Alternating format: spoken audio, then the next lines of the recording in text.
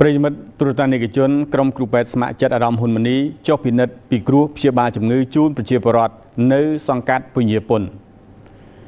ក្រុមគ្រូពេទ្យស្ម័គ្រចិត្តអារម្មណ៍ឧបនាយករដ្ឋមន្ត្រីហ៊ុនម៉ាណីចុះពិនិត្យពីគ្រោះព្យាបាលជំងឺនិងចែកថ្នាំពេទ្យដោយឥតគិតថ្លៃជូនប្រជាពលរដ្ឋនៅក្នុងសង្កាត់ពញាពុន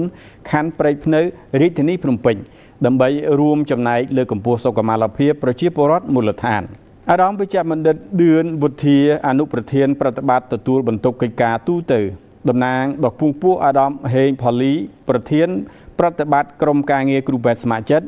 អារម្មណ៍ឧបនាយករដ្ឋមន្ត្រីហ៊ុនម៉ាណីនៅក្នុងបេសកកម្មអប់រំសុខភាពពិនិត្យពីគ្រោះព្យាបាលជំងឺនិងចែកថ្នាំពេទ្យដែលឥតគិតថ្លៃជូនប្រជាពលរដ្ឋនៅសង្កាត់ពញាពុនខណ្ឌព្រៃភ្នៅរាជធានីភ្នំពេញនាថ្ងៃទី2ខែសីហាឆ្នាំ2026នេះអារម្មណ៍បានលើកឡើងអំពីបេសកកម្មមនុស្សធម៌សុខាភិបាលដែលបានផ្ដល់នូវសេវាពិនិត្យនិងព្យាបាលជំងឺជូនប្រជាពលរដ្ឋដែលឥតគិតថ្លៃដែលមានសកម្មភាពនៅតាមរាជធានីខេត្តអារម្មណ៍វិជ្ជបណ្ឌិតក៏បានកោតសរសើរចំពោះកិច្ចសហការរវាងអាជ្ញាធរមូលដ្ឋានសាខាសមាគមនិងក្រុមគ្រូពេទ្យស្ម័គ្រចិត្តដែលបានរួមគ្នាបំពេញបេសកកម្មមនុស្សធម៌ប្រកបដោយប្រសិទ្ធភាពនិងនាំយកនូវសេវាសុខាភិបាលប្រកបដោយគុណភាពជូនប្រជាពលរដ្ឋដែលឥតគិតថ្លៃចំណែកតំណាងសាខាសមាគមសិស្សនិស្សិតបញ្ញវន្តក្មេងវត្តខណ្ឌព្រែកភ្នៅលើកឡើងថាជុំវិញសកម្មភាពសង្គមនេះសមាគមបានចូលរួមយ៉ាងសកម្មដូចជាការចូលរួមចែកអំណោយមនុស្សធម៌និងជួយដល់គ្រួសារទីទាល់ក្រនៅមូលដ្ឋានក្នុងខណ្ឌព្រែកភ្នៅការចូលរួមកិច្ចការងារការពារបរិស្ថាននិងការផ្សព្វផ្សាយពីគោលនយោបាយរបស់រាជរដ្ឋាភិបាលជាដើមជាក់ស្ដែងជាងនេះទៅទៀតតំណាងសាខាសមាគមបានចូលរួមយ៉ាងផុសផុលនៅក្នុងការគៀងគរប្រជាពលរដ្ឋឲ្យមកពិនិត្យពីគ្រោះព្យាបាលដែលសកម្មភាពនេះគឺជាការចូលរួមចំណែកយ៉ាងសំខាន់ក្នុងការរួមលើកកម្ពស់សុខុមាលភាពប្រជាពលរដ្ឋអ្វីដែលសំខាន់គឺពួកយើងបានចូលរួមគៀងគរប្រជាពលរដ្ឋដើម្បីឲ្យគាត់មកពិនិត្យសុខភាពនិងបានតបភ្ជាប់រវាងលោកគ្រូពេទ្យហើយនិងអ្នកស្ម័គ្រចិត្តផ្សេងៗទៀតដើម្បីឲ្យចូលរួមការពិនិត្យនេះពិតជាមានតម្លៃយ៉ាងធំអញ្ចឹងនេះខ្ញុំគិតថាគួរឲ្យប្រជាពលរដ្ឋដែលនៅក្នុងតំបន់នេះគាត់គួរតែចូលរួមឲ្យបានក្រៃក្រែងការចូលរួមរបស់ក្រុមការងារសមាគមយើងគឺជាការចូលរួមដោយចែករំលែកដោយស្ម័គ្រចិត្តហើយដើម្បីអភិវឌ្ឍសហគមន៍យើងដើម្បីជួយប្រជាពលរដ្ឋនេះជាការមួយដើម្បីជួយដល់ជាផ្នែកមួយនៃការជួយដល់ក្រុមដល់រាជរដ្ឋាភិបាលក្នុងការជួយដល់បងប្អូនប្រជាពលរដ្ឋតាមលទ្ធភាពតាមអ្វីដែលអាចសមាគមយើងអាចធ្វើទៅបាន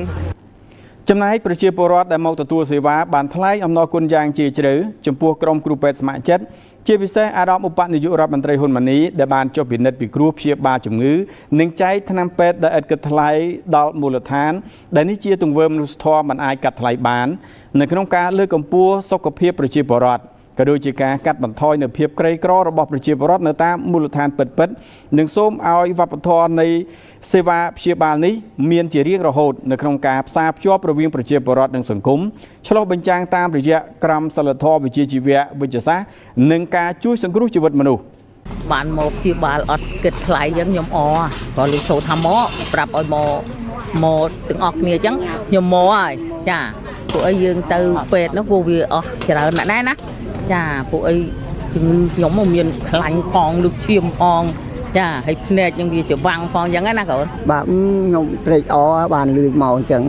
បាទបានតែមកហ្នឹងណាគ្រូពេទ្យស្ម័គ្រចិត្តហ្នឹងចុះជួយក្នុងសង្កាត់យើងហ្នឹងឲ្យបានច្រើនចាជាបន្តមកព្រោះអីប្រជាពលរដ្ឋយើងក្នុងដំណាក់កាលនេះមានជំងឺកូវីដផងជំងឺឆ្លងផងជំងឺអីផងអញ្ចឹងសូមឲ្យគ្រូពេទ្យមកស្អិតជាមួយប្រជាពលរដ្ឋ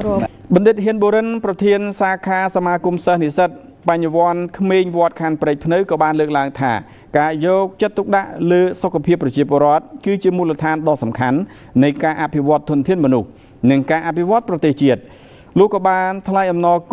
គុណចំពោះអារម្មណ៍ឧបនាយករដ្ឋមន្ត្រីហ៊ុនម៉ាណីដែលតែងតែគាំទ្រសកម្មភាពមនុស្សធម៌និងការនាំយកនូវសេវាសុខាភិបាលដែលឥតគិតថ្លៃជូនប្រជាពលរដ្ឋនៅតាមមូលដ្ឋានព្រមទាំងបានបដិញ្ញាថាសាខាសមាគមសិស្សនិស្សិត